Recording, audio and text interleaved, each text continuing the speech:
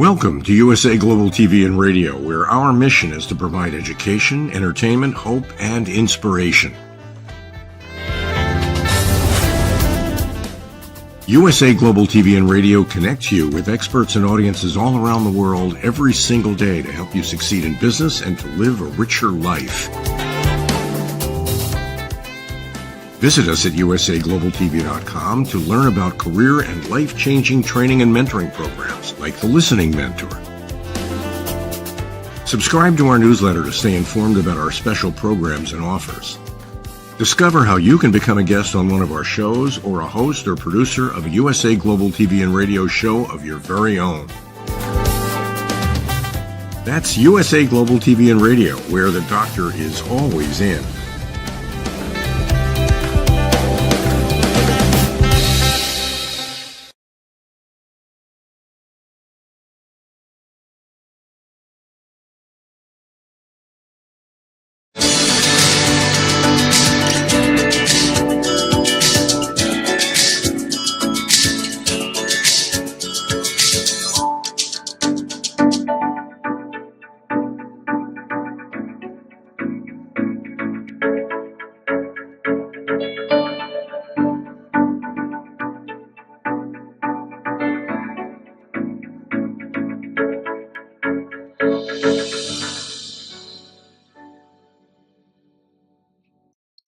Hello, beautiful soul family, and welcome to Weekly Wisdom and Insights, your home for spiritually guided transformation and empowerment.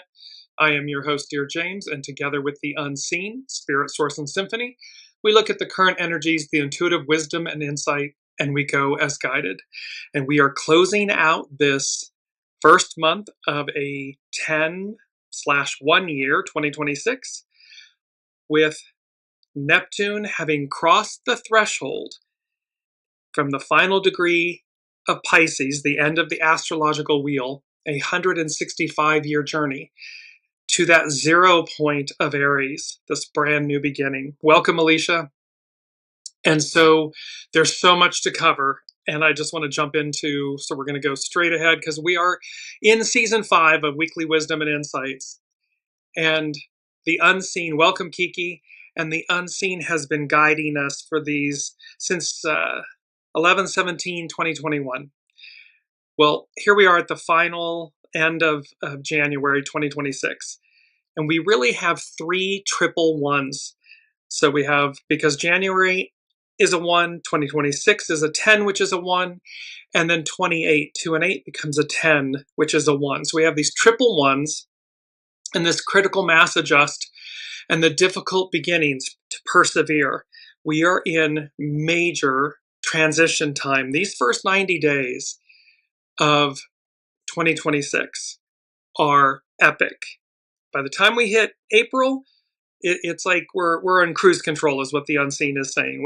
But these first 90 days, it's all acceleration. We're moving from earth and water to fire and air.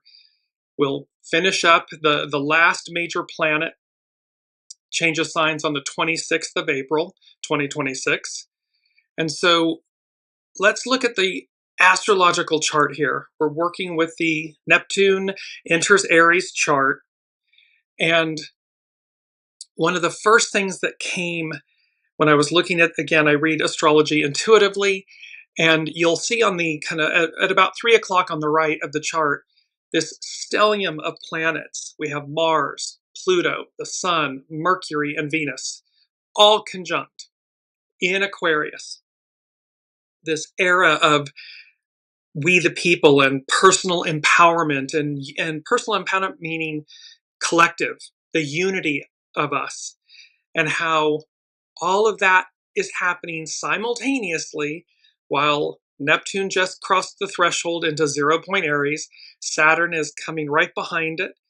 They're going to meet on the 20th, I believe, of February at 0 point Aries. They'll be exactly conjunct. And then all of this is being aspected by all the planets. You see that all of them are in 1/2 of the wheel. So there's a lot of concentrated energy, effort to advance, fire, and air, to advance us, to move us forward. This is about forward, not back. And so when I looked at that chart, what I heard was, here comes the sun, S-U-N, S-O-N, and then slaying the head of the dragon. Well, why? Because in this chart, the inner circle it's like a canopy umbrella. So we are both being shaded, protected, nourished in this massive transition. And yet you see the red lines, those denote opposition. So the moon is in opposition to all of these personal planets. Well, the moon, of course, can conceal, but it can reveal. And it's personal. So here's this stellium of planets, all in Aquarius. They're being opposed. Welcome, Olivia. They're being opposed by the sun in Taurus. And so there was this, like, slicing the head off. You see how it's intersecting the triangle. So the upper part is separated. The head is separated from the body. This is where that slaying of the dragon is coming in. And while we're there, it is number 4. It's foundational from the unseen. And they said, having slayed the head of the dragon, we move forward with peace, reverence, and renewed determination. Determination is our key word. I'm going to come to it in just a second. But here's slaying the dragon. Slaying the head of the dragon refers to defeating a central foundational evil or overcoming a major core obstacle, often symbolizing the triumph of good over chaos or the ego. It is heavily rooted in the myth of St. George and biblical scripture, Revelation 12, regarding Satan, symbolizing total victory through spiritual or mental strength. With St. George and the dragon, it represents the consummate knight, K-N-I-G-H-T, the consummate knight overcoming evil. The narrative popular in medieval times often featured St. George saving a city by slaying a dragon with a lance. In biblical imagery, it refers to the defeat of Satan, the dragon, the serpent, by Archangel Michael, or the final future destruction of the sea dragon, Leviathan. And it's overcoming evil. It symbolizes the victory of faith and righteousness over the principality and powers that rebel against the divine. So we have this having slayed the head of the dragon. They're placing this as number 4, and they're placing it slayed in the past tense. So while this may be simultaneously happening, it's a fait accompli. It's done. And we've talked many times where the unseen showed us that ancient dragon, if you will, its body chained down, it's crisscrossed, so its body and only its neck and its head was flailing and moving about. And then they said it's just with this lance, and the neck, the head is lopped off. This is what we're talking about. Having slayed the head of the dragon, we move forward with peace, reverence, and renewed determination. And determination is our key word. And so let me bring that up. Keyword. Here we are. And you see this beautiful lion, this determination on the face of the lion.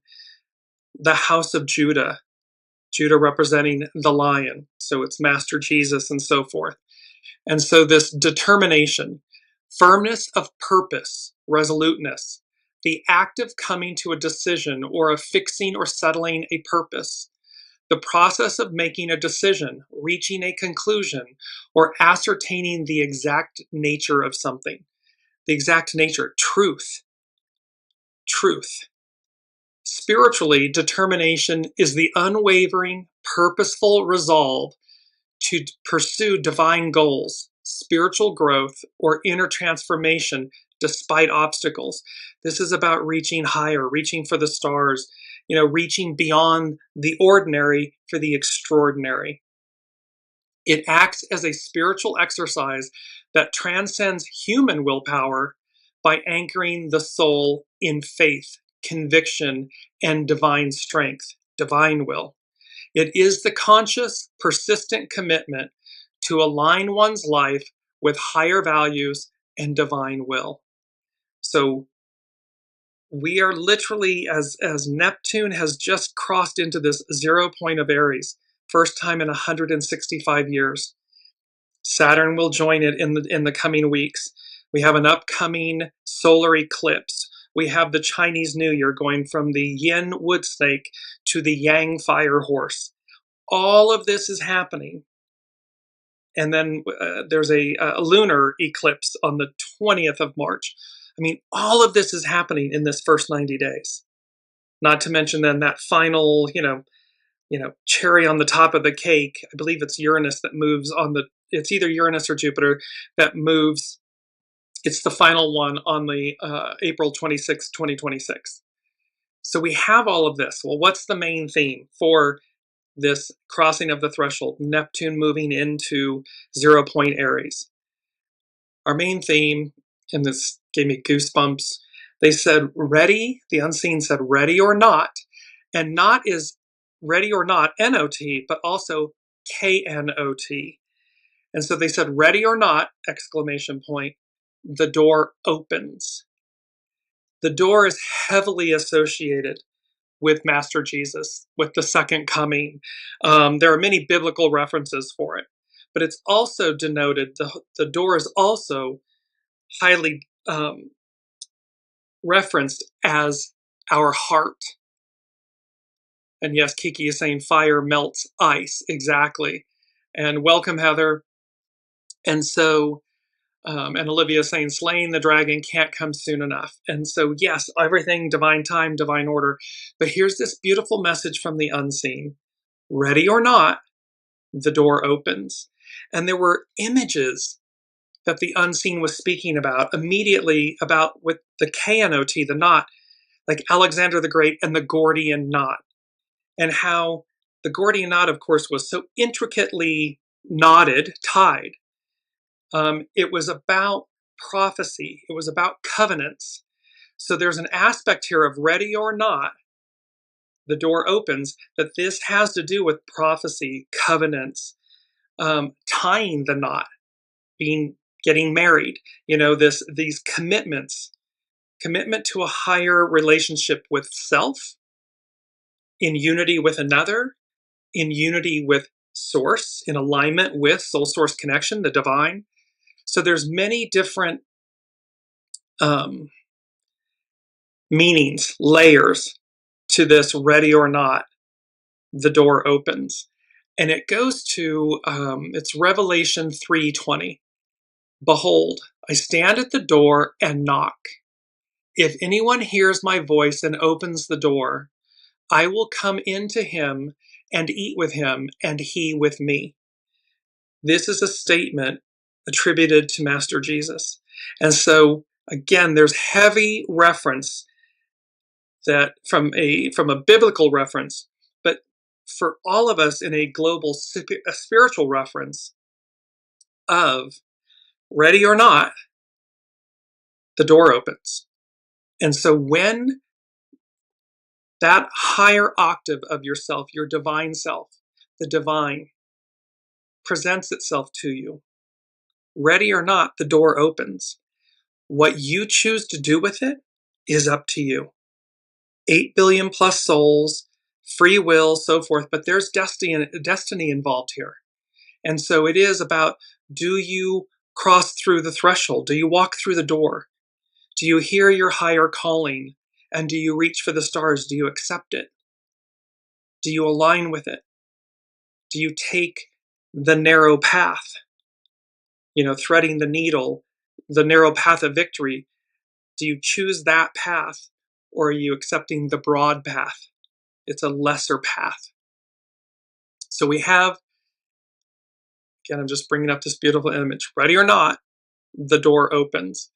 So let's talk about ready or not first. So ready or not spiritually signifies a call for constant preparedness for divine arrival or major spiritual events.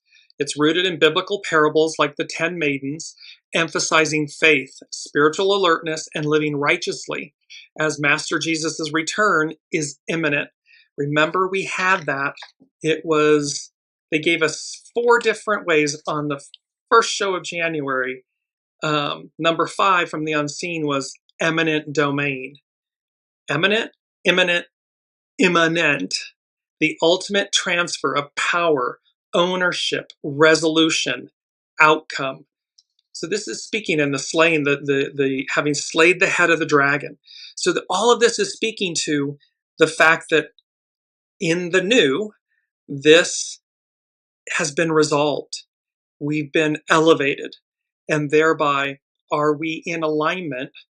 Do we walk through the open door or not? And so it's eminent and unexpected.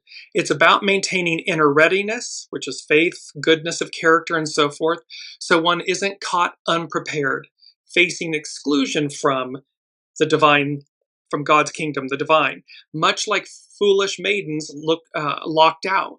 While Hindus might see not ready as unfulfilled potential needing maturity for truth. So again, it's, are we prepared? Are you individually prepared? Are we emptying our vessel? Are we honing and polishing our stone? Are we doing everything? It's fire and air, fluidness, accelerated movement. So think of this in our personal, in the micro. This can be as simple as, have we done all the spring cleaning? Have we done everything to ready our personal selves, our personal vessels, to move forward, to advance? Because again, there's an unknown here about where that's going to lead each of us. And then take that to the macro, the collective, and how as above, so below, and these massive changes, astrological advances that haven't occurred. Some of them have not occurred for thousands of years. And all of this is simultaneously happening all at once. So that in and of itself is a massive anomaly astrologically. As above, so below. Continuing the parable of the 10 virgins, the core meaning, or the maidens, comes from Matthew 25, where wise maidens with extra oil, representing preparedness, are ready for the bridegroom, Master Jesus, while foolish ones, lacking oil, are left behind when the door closes. So this ready or not, the door opens. And the knot, the tying of the knot, it's in this, the prophecy and the covenants, this is about a very deep commitment, a very deep spiritual alignment, commitment to your soul self, to that higher octave. And so in preparedness, ready or not, the door opens. Do you answer the call? Or are you left out because of being unprepared and the door closes? And this isn't a false narrative of preparedness. It's not about what we quote unquote do publicly for show. Oh, look at me, look at me. There's a beautiful saying by Master Jesus that, they're knocking, Rabbini, Rabbini, let me in. And he says, I know you not. So this is about purity, authenticity, truly aligning from your center so that your heart, the purity of your heart speaks truth. Because there's no manipulating and bartering and, BSing and all that stuff. That doesn't work. In the new, it will not work. The head, having slayed the dragon, the head of that old is lopped off. So it doesn't work anymore. And we're seeing this in real time. We're watching that thrashing and the fire and all the, the blah, what is it? I know the word I want, and this, just all this puffery and smoke and stuff of the past. It doesn't work. The people are standing up. They're seeing through it. They're not succumbing and cowering. They're rising. They're saying no more, not this, forward, not back, something higher, something better, something more pure. That's what the preponderance of humanity wants, is hearing that call. knows to be true. And thus they are standing up for it. They're aligning with it. They're seeking it. They're embodying it. That's where we are. So we have this. It's about vigilance and faith. It's a command to live in constant readiness, not knowing the hour, yet living in a way that aligns with divine teachings. It's about a spiritual state. Being, quote, ready means having faith, forgiveness, and a transformed life. Not just physical preparedness, but a state of grace. So one doesn't need to, quote, make things right at the last minute. So this is about walking the walk, walking the talk. And that this aspect of no second chances, the phrase implies an irreversible moment when the call comes. There's no time for last minute preparation or change. And this had to do with last week that, the trumpets, it was about hark the herald angels sing, a heavenly announcement, trumpet blast. Listen, a divine intervention. We're not to miss the coming words. And the words, of course, are creation, how everything came into existence. So we have all of this, and in Hinduism, it can be about unfilled potential, not ready, not yet ready. And it's about signifies a lack of spiritual maturity or understanding needed for ultimate truth, indicating potential that needs development for profound transformation. So this is all about this ready or not. The moral of the story is be ready, be in alignment. In every moment of every day, do what you can, do what's necessary to lighten your load, to align yourself, to move yourself forward so that when that moment arises, when it happens, ready or not, the door opens, you're ready. You walk, you cross, you've got the golden ticket. We've talked about the golden ticket a lot. You've got the golden ticket.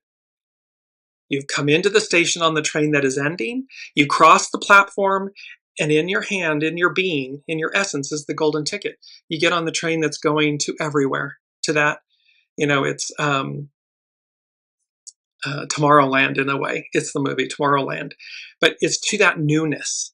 And while this may sound, quote unquote, airy-fairy, spiritual, this is rooted in 2,000 plus years of prophecy, of covenant, of revelation, all of this stuff from a spiritual place, not from a religious Christianity standpoint. That is the backdrop, yes. However, that doesn't make its truth, its purity, any less real or restricted. It's about a direct connection. Master Jesus tossing the tables at the temple with the Pharisees and saying, you bar from the people what is rightly theirs, meaning the love of the Father, of the divine, this direct connection. That is true, as true today as it is 2,000 years ago. And thus, we're approaching this time where the octave of everything rises. So the purity of that connection, everything that would have blocked it, the head of the dragon is lopped off. It's slayed. And so there is a direct connection, and it's incumbent upon us to align with the purity of that offering, of that truth.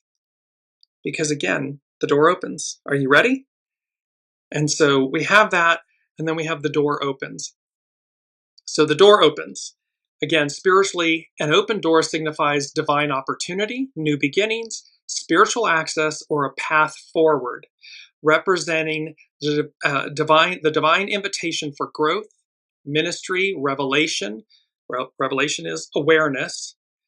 However, it also suggests a threshold for spiritual engagement, requiring inner readiness to step into new phases of life, faith, and understanding. It can symbolize welcome, transition, or a clear path where hindrances are removed, inviting active participation in spiritual journeys. So you can see these themes that are playing out about the path and the threshold and this invitation, a journey. All of these things are occurring in this. And the key meanings of an open door are about opportunity and divine guidance, access to the divine, to the divine's presence, new seasons and transitions, spiritual revelation, spiritual awakening, an invitation and a welcome, and how to engage discernment. We have talked about the Seven of Cups in the tarot and discernment. We must use discernment. The Seven of Cups in the tarot has 7 cups. Some of those things in the cups are good, some of them less than good. Not, and so how you apply this in our individual lives, in your lives, is when opportunity comes, knocks, recognize the purity or the impurity of it. Believe it for what it is. I believe it's Maya Angelou. People are always showing you who they are. Believe them the first time. It's this type of thing, or see things for the way they are, not for the way you wish them to be. And then make decisions with discernment in how you engage with something or walk on by, or, again, because all of this is occurring when the door opens. So it's recognizing the source of something, the purity or the impurity of it. Being ready, spiritual doors require quieting the soul, meditation, or tuning into our intuition, our soul source connection, and respond so that we respond appropriately when the spirit calls, when we hear it. And it's an act of faith, or act with faith. Take steps through the door, understanding that the divine opportunities often come with challenges, and the divine's will is often found in that interplay. So again, there may be things that challenges, or air quotes tests, that come along and say, are you truly making this commitment? Are you truly aligned? Are you truly listening? Do you truly desire this? Because again, we don't get to fake our way through it. It's going to be innate. It requires that authenticity and that humility and purity of the heart, purity of the soul, purity of the truth, not some, mishmashed version of it that was allowed before. Why? It's number 1 from the unseen.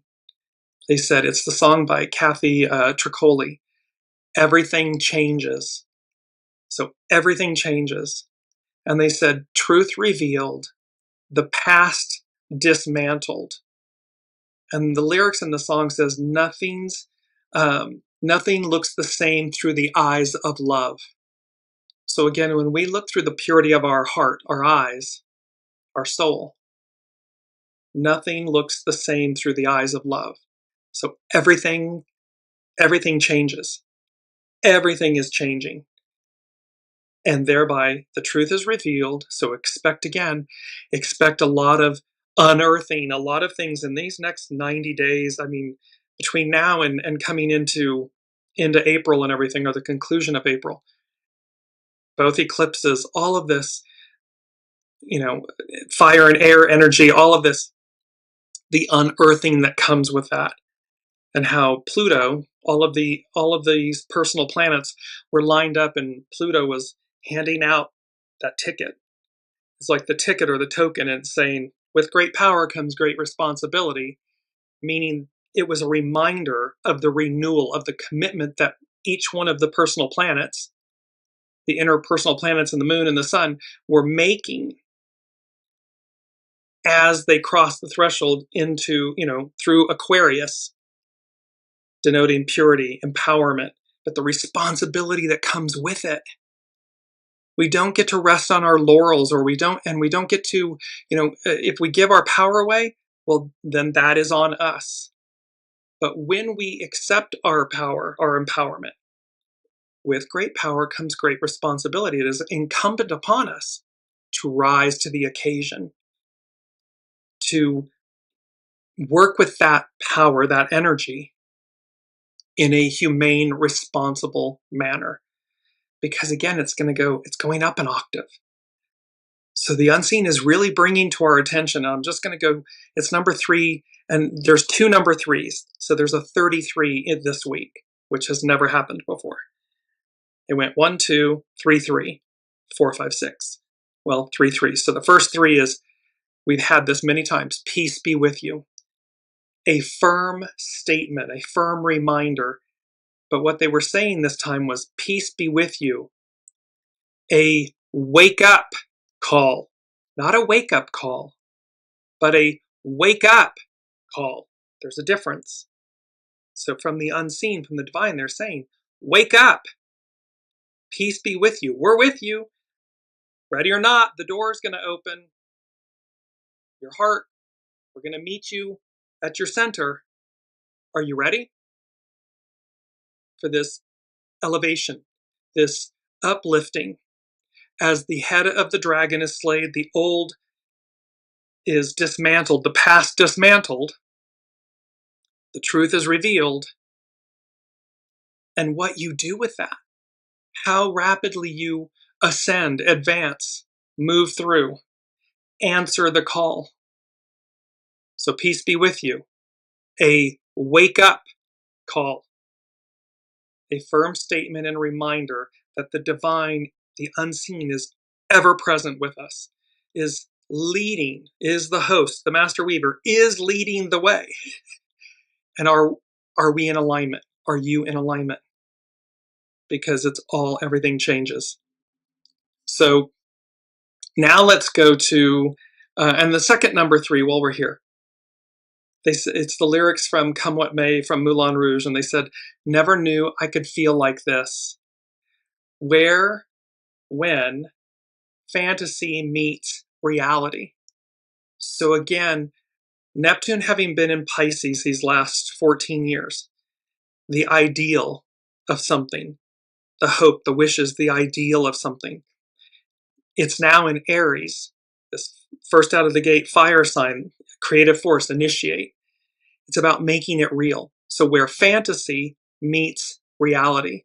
And Saturn is coming to co-present with Neptune so that here's the teacher and the idealist coming together in harmony to work together, along with Pluto and Uranus and that mini grand trine, this harmonic aspect, to bring about the new in a supportive, healthy, happy way.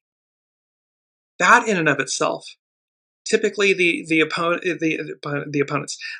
planets will oppose one another, or they'll square one another or something. Here they're acting, all the major players. I mean, it's like saying world leaders, major world leaders that would normally,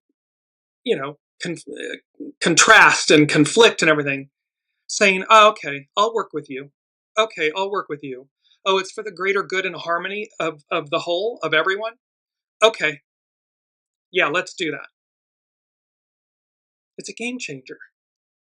So that is where these energies are moving, because that old, what we're seeing in the current stage playing out on the world stage is this, the last remnants of the old way.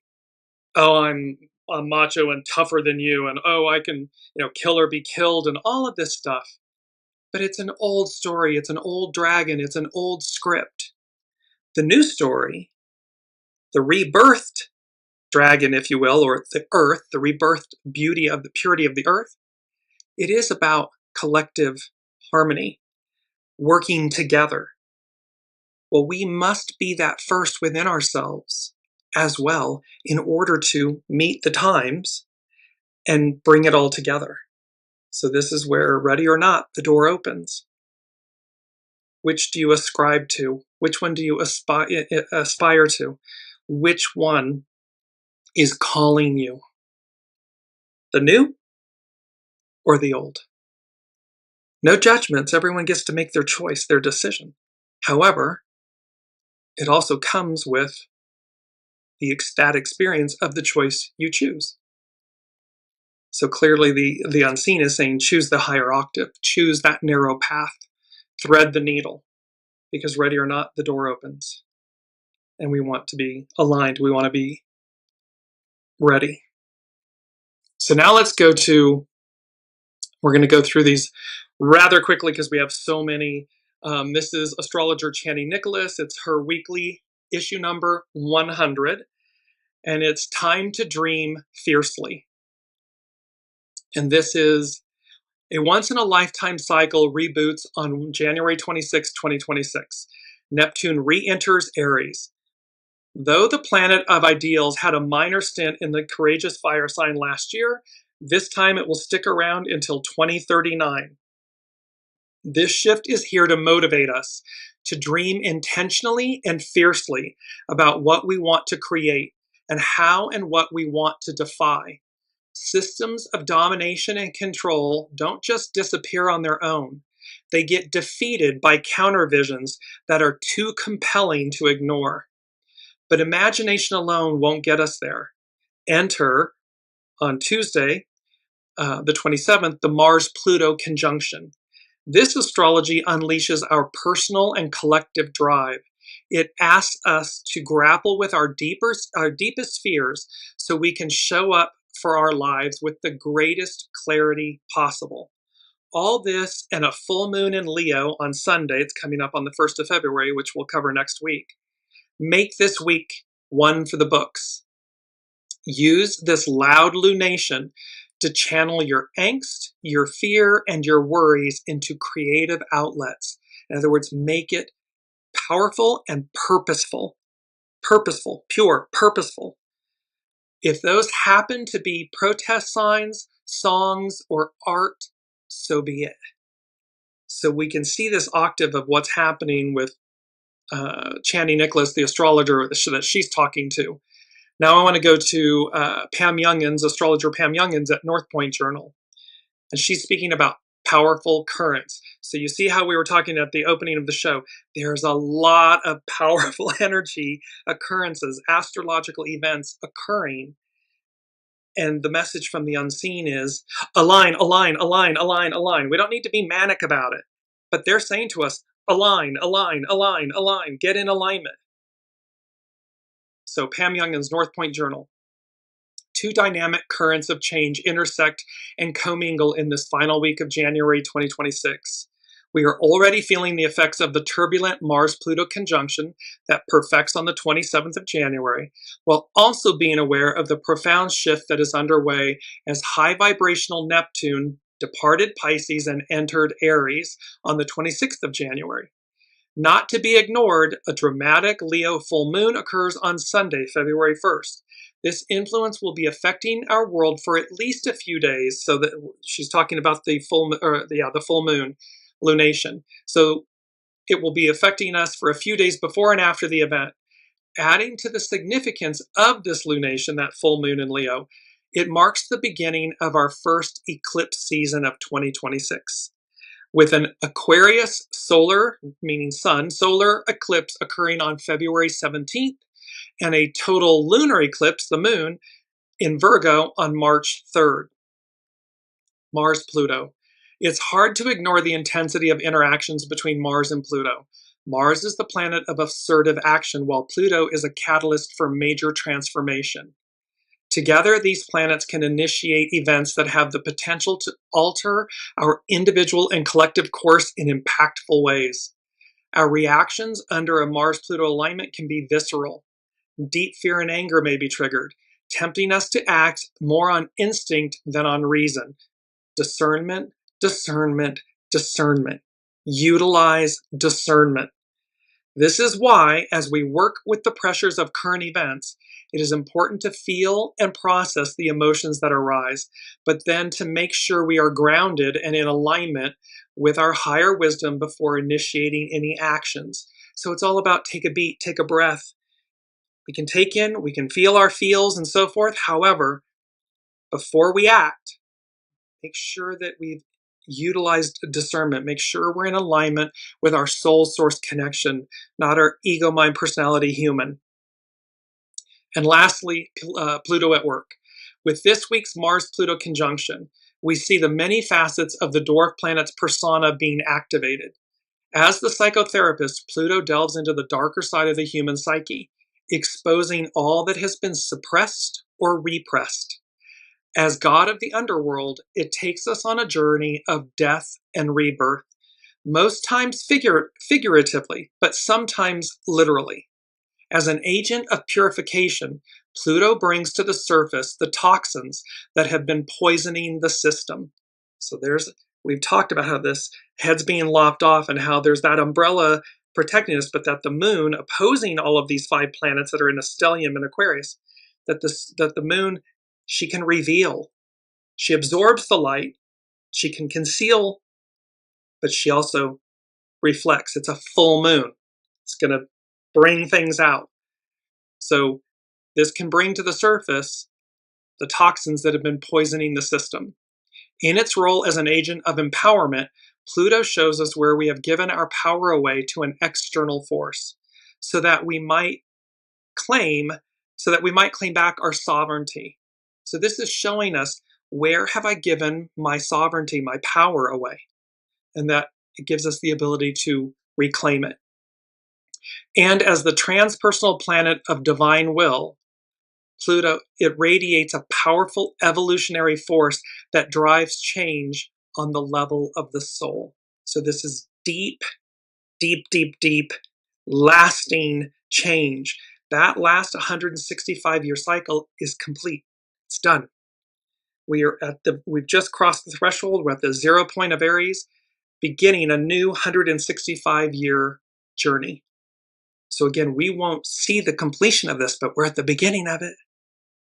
And that's exciting that we all came in to be here at this moment, to be at the beginning of this.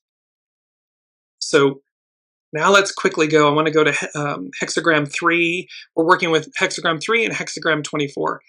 Hexagram 3, and it's our first quote.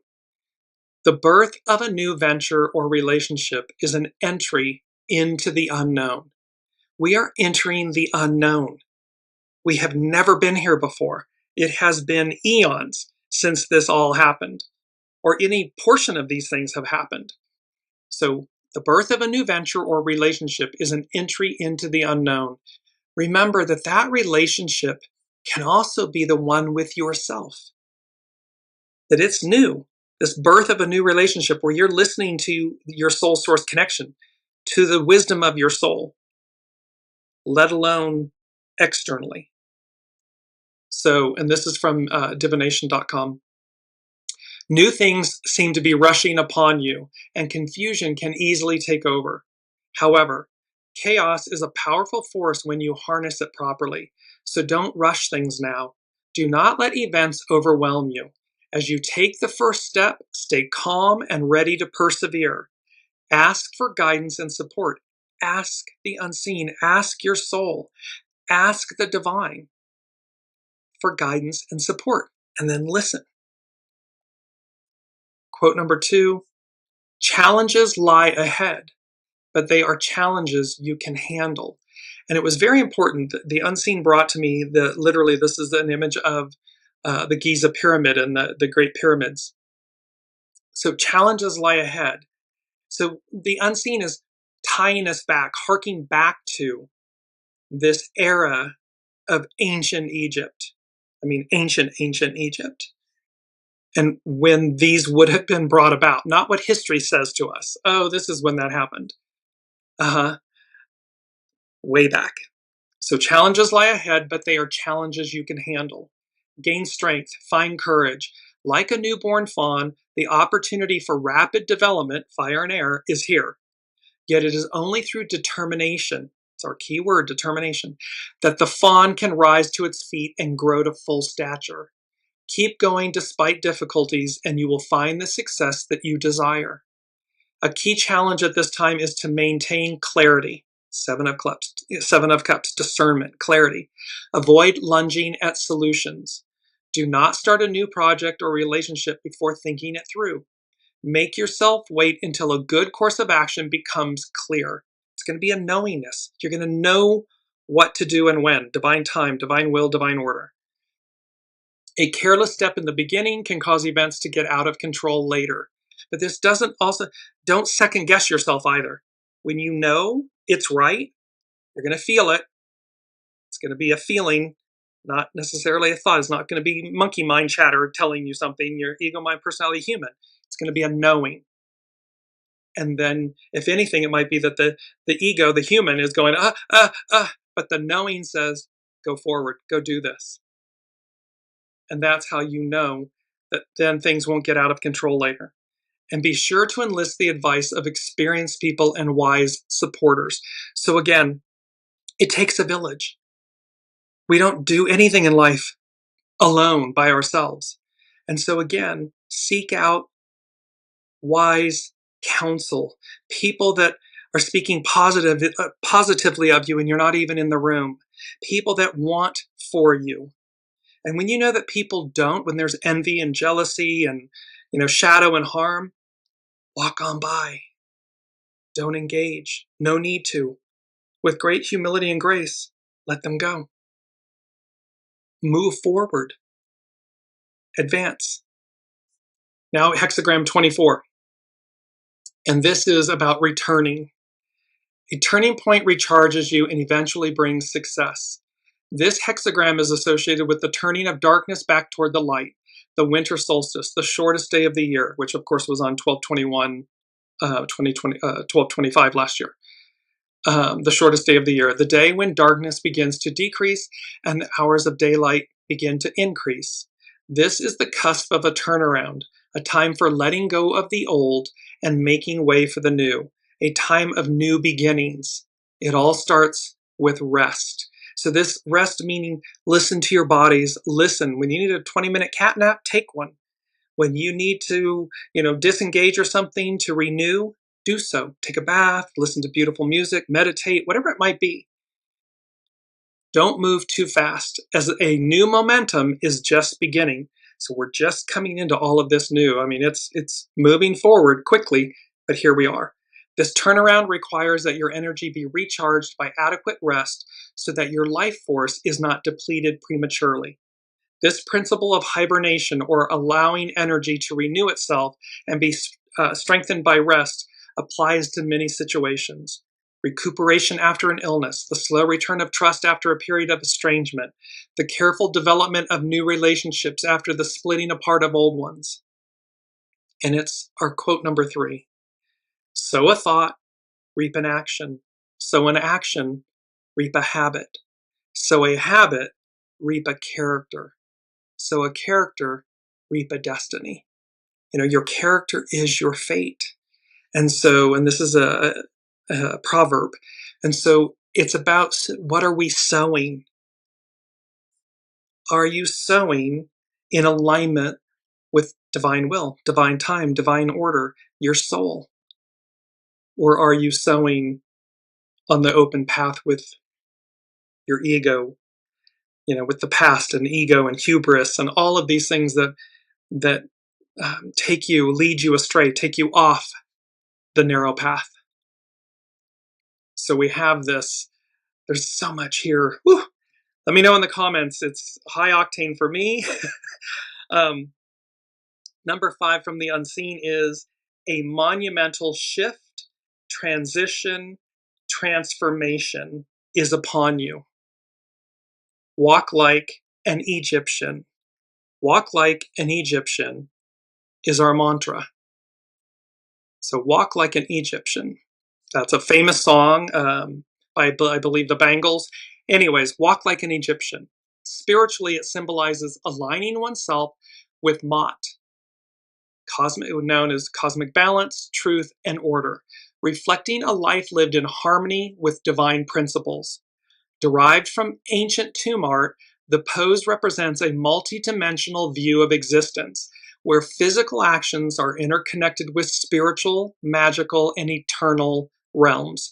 This is about uniting from the inside out the human, the ego, mind, personality human, with the soul source connection, and living in alignment where you bring about cosmic balance, truth, and order.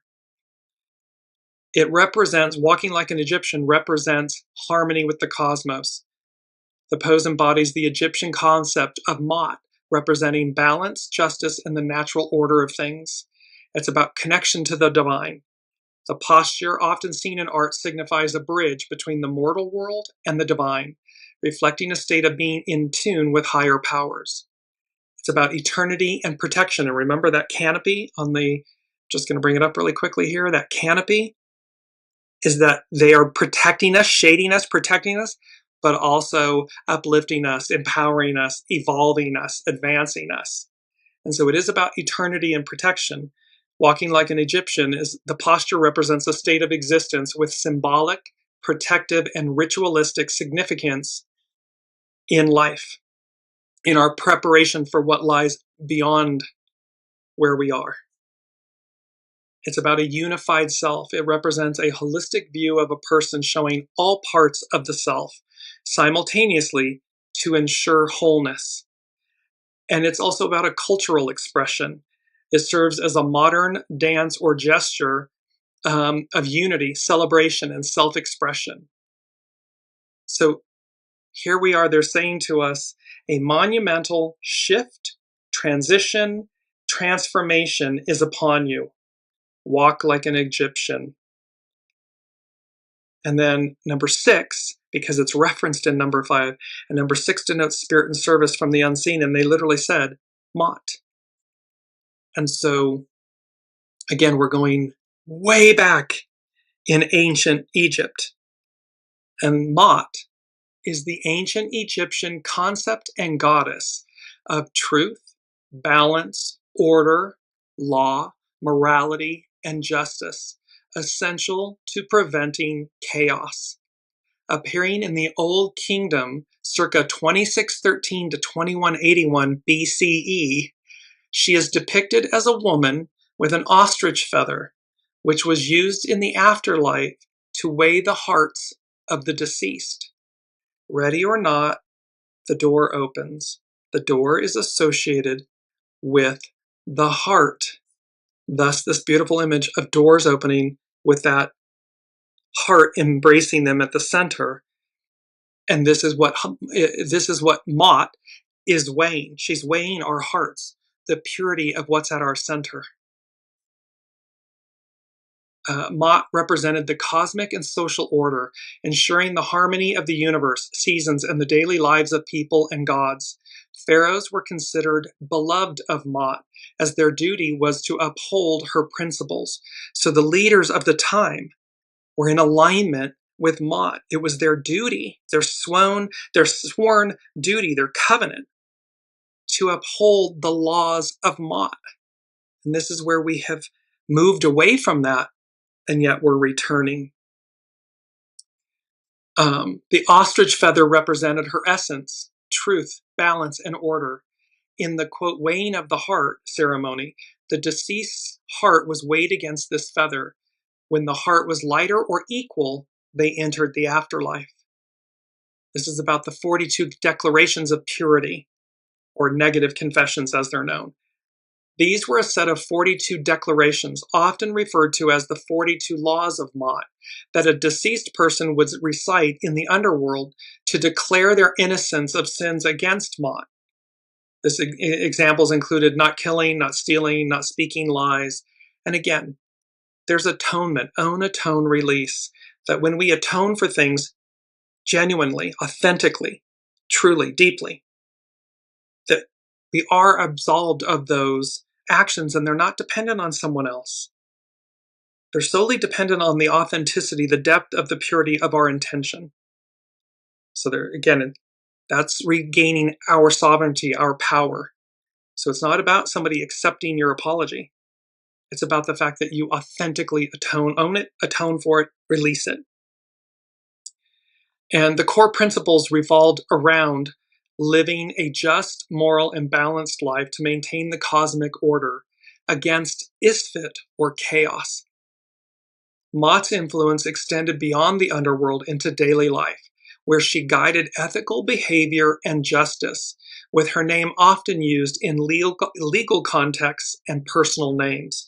So again, there was a great reverence and adherence. And so it is, again, this, having slayed the head of the dragon, we move forward with peace, reverence, and renewed determination. That renewed determination of purity, of harmony, of balance, of doing, love thy neighbor as thyself, doing right by oneself, which means you're already doing right by another.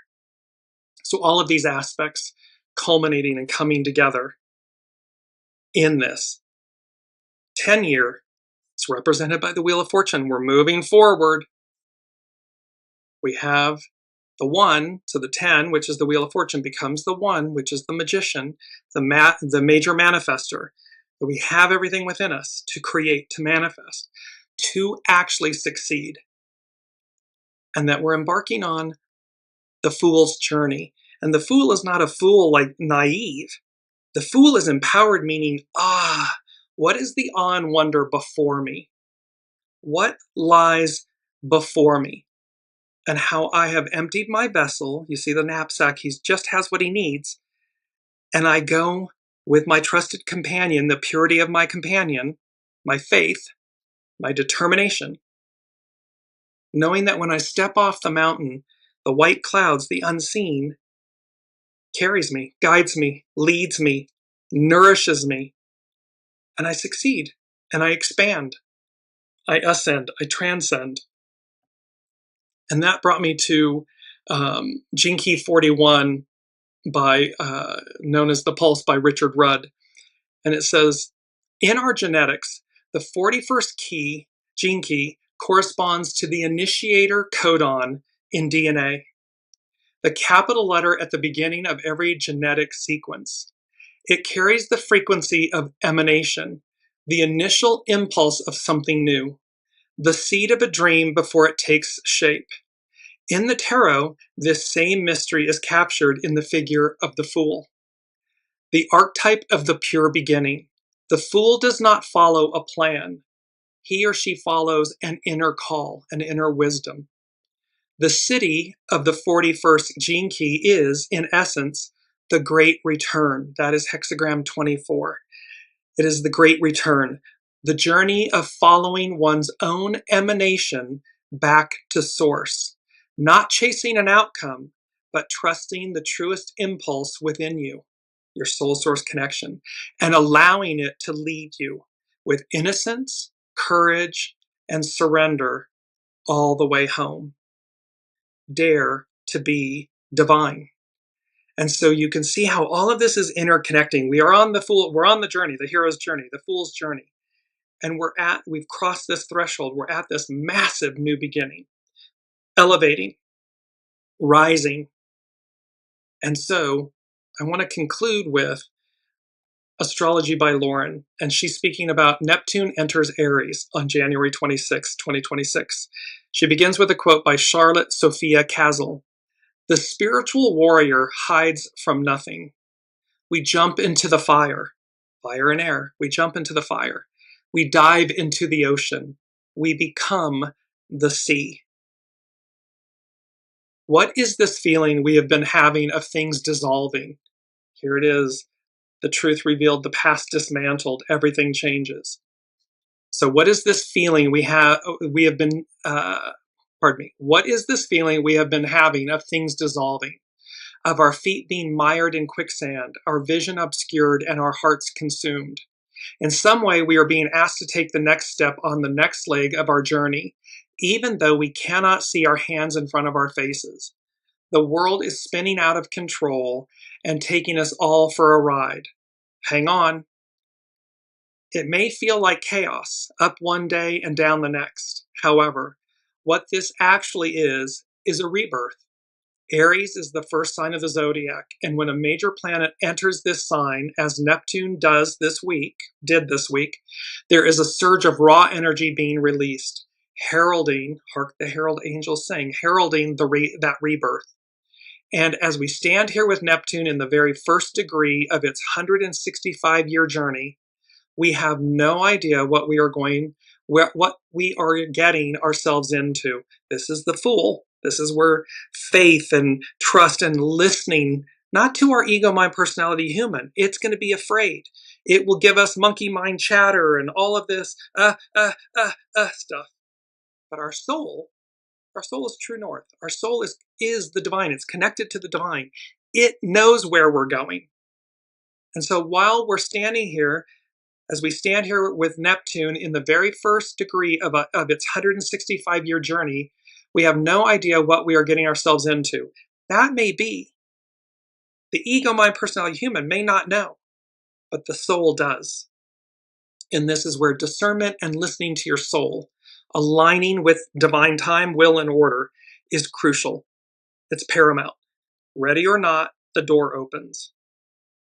So continuing with Astrology by Lauren. As all of humanity stands at the threshold, we are all being asked to have hope, even in the face of what looks and feels like a total disaster, and to have faith even though we have no reason to. When Neptune, and just this is because we're witnessing the deconstruction, the collapse, and yet simultaneously, the new is rising. The collapse is louder at this moment than the rise. But that balance will shift. That paradigm will shift. And all of a sudden, what's collapsing will be less. What's rising will be greater, more present. When Neptune finally crosses over into Aries on the 26th of January, like an infant fresh from the womb, we have no choice but to become totally invested with this new life force. And so here we are needing to trust the process, even when it makes no sense to do so from where we are now. Aside from Neptune's brief entrance into Aries last year, the previous time Neptune entered Aries was in 1861, when 11 states in the United States decided to secede from the Union. By occupying a Union fort outpost on April 12, 1861, April 12th, civil war was officially declared. On April 14th, Neptune entered Aries. And then on April 15th, President Lincoln called for 75,000 volunteers to join the Union Army, and so the Civil War began, and the rest is history. Astrology is cyclical, not identical.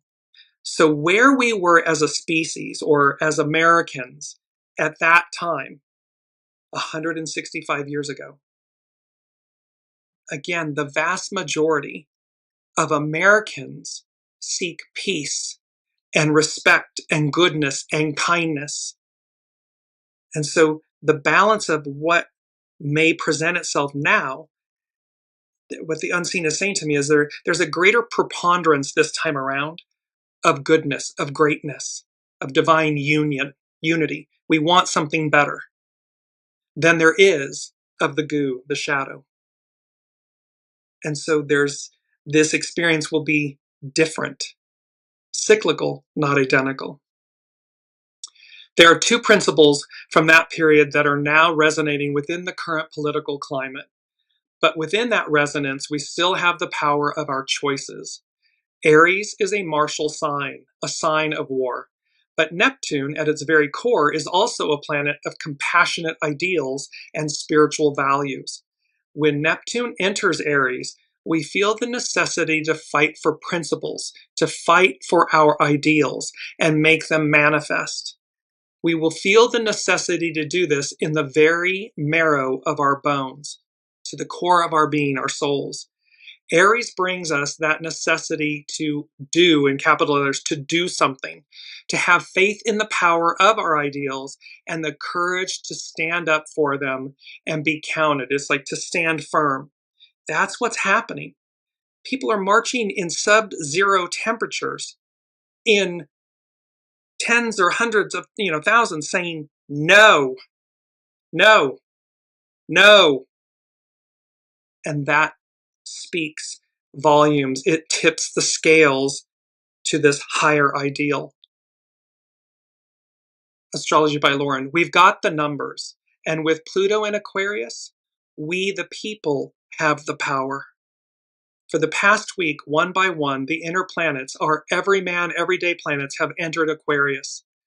On Friday, Mars is the last of these to enter the halls of freedom, brotherhood, and equality, where he will meet Pluto standing at the gate. Remember, here's the token, the ticket. With great power comes great responsibility. There's a purity to moving forward. A new era is dawning where all the major planets will be working together, seemingly making a concerted effort to bring us to a new plateau in our evolutionary journey. And this will be despite ourselves, because we all are still releasing the goo. There's 8 billion souls, humans on the planet. We still have tendrils and strings or whatever of shadow and goo that we're all working with. That's okay. It's just how quickly do we empty the vessel, hone and polish the stone, align, be ready, so that ultimately we just effortlessly rise. There's no conflict. Know that Mars-Pluto weather can feel like a declaration of war in and of itself. Channeled through Mars, the god of war, the dark lord of transformational change, is being unleashed upon the world. Like a match poised to strike, Mars often serves as a catalyst. Mars-Pluto weather can feel dark, vengeful, even cruel. However, that same energy can be a constructive force for good. When channeled constructively, Mars-Pluto weather is excellent for rebuilding, rebirthing, rehabilitating, and doing some deep and much needed purification. It depends on how we use it. Now that Neptune is entering Aries, where it will be for the next 14 years, it may be helpful to ask ourselves, what is that one thing, that one principle you are most willing to make sacrifices for? What are you willing to put yourself on the line for? Whether that be an ideal, a cause, an idea, a country, your children and their descendants, or perhaps a creative vision for the future that feels so much larger than ourselves. Because it is something greater. This matriarchal Aquarian we the people era is about something greater than ourselves. We receive by honoring and serving the greater good, the greater collective. And in reciprocity, the I receives. That's a complete inversion of where we've been. And so, what is your vision for the future that you're wanting to manifest? Know that by the time all the outer planets, Saturn, Uranus, Neptune, and Pluto, have officially changed signs and are also creating this incredibly supportive fire-air cradle of energetic action this year, our world will never be quite the same again. It may even be unrecognizable in the end. And collectively, we are going to be the architects of that new world. We can do this, and may we do it the right way. It's a wake up call. This is all like, are you ready? Ready or not, the door's opening. Here we go. Everything changes. And number two, I skipped over number two. This was so fascinating. What I heard was tick tock, tick tock. What I saw was TikTok, TIKTOK, the social media app.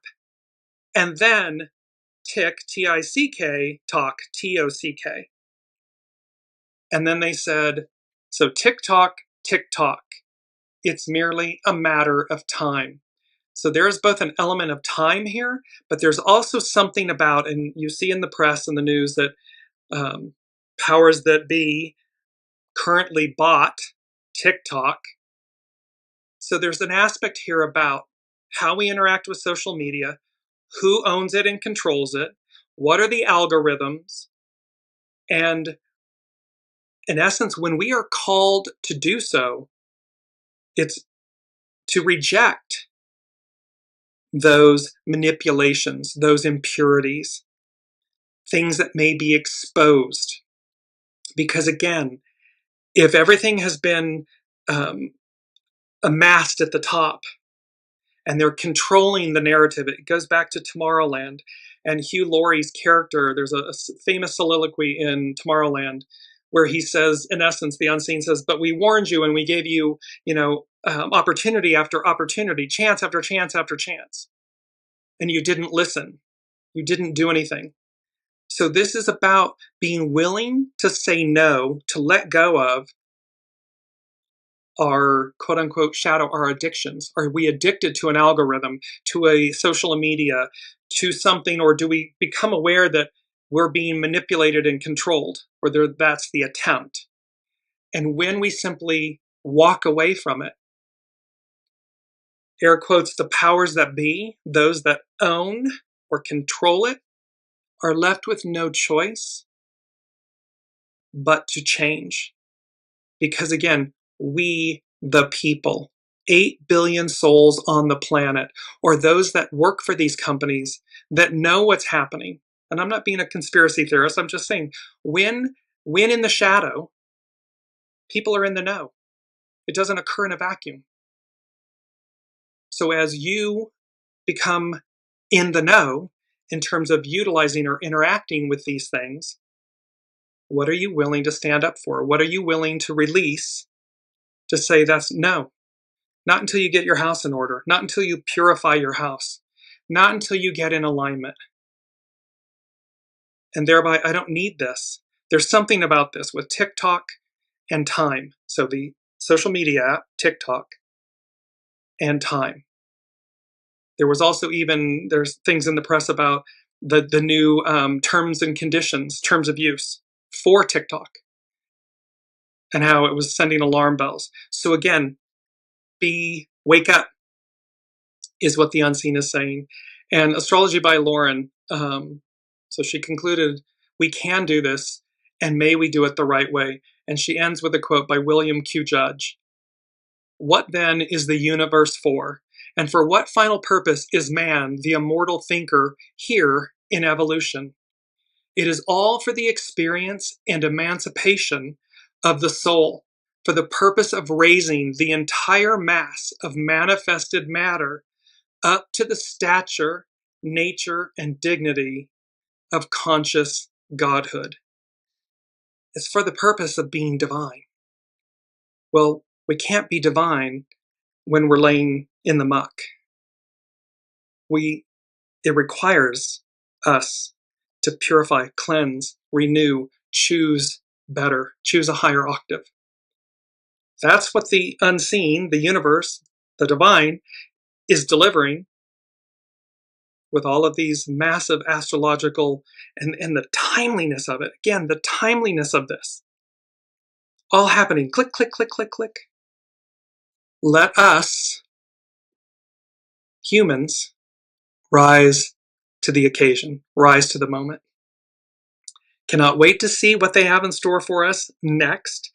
February has the upcoming eclipses, and thus we will come into that.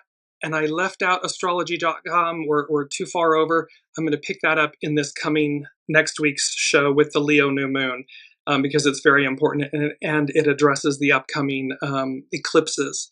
So until then, hone and polish your stone. Ready or not, the door opens. Be ready. We'll see you next week.